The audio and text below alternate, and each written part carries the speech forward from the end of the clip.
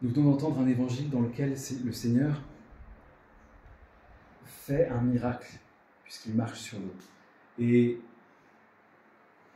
on voit Pierre qui est le coryphée des apôtres, qui symbolise leur unité à ces apôtres, qui vient le suivre et qui fait ce même miracle.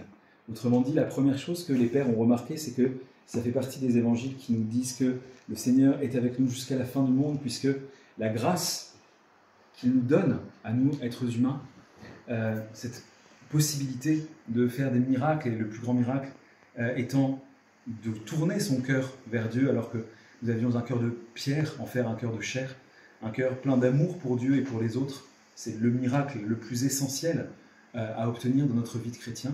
Eh bien, il nous montre que les apôtres, et aussi tous leurs successeurs, c'est-à-dire les évêques, les prêtres, l'Église, qui continue d'exister aujourd'hui dans le monde, eh bien, est capable des mêmes miracles, est capable de transmettre la même grâce qui vient de lui, qui vient du Seigneur. C'est ainsi que bien qu'il ne soit plus physiquement avec nous, depuis son ascension, eh bien, il est toujours avec nous jusqu'à la fin du monde, dans son corps qu'est l'Église, et à travers les pasteurs qu'il a laissés pour son troupeau.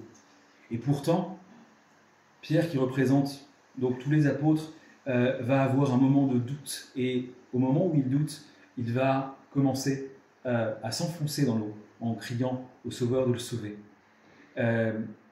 Ici, c'est très important de comprendre que pour les pères, cet évangile ne parle pas seulement d'un événement passé, il parle de ce qui se passe chaque jour dans le cœur de chaque homme. Chaque passage de l'évangile traite de notre vie intérieure. Et cette tempête, elle figure, d'après les pères de l'Église, nos passions et les épreuves que nous avons à traverser durant la vie, sur la barque qu'est l'Église. En effet, cette mer déchaînée, c'est ce qui se passe dans notre cœur lorsque nous sommes soumis à des tentations, à des épreuves, à des passions, lorsque nous ressentons de la colère, lorsque nous avons du mal à pardonner, lorsque nous ressentons de la haine. Tout ça, c'est autant de tempêtes qui s'élèvent en notre cœur et qu'il faut réussir à calmer par la grâce de Dieu.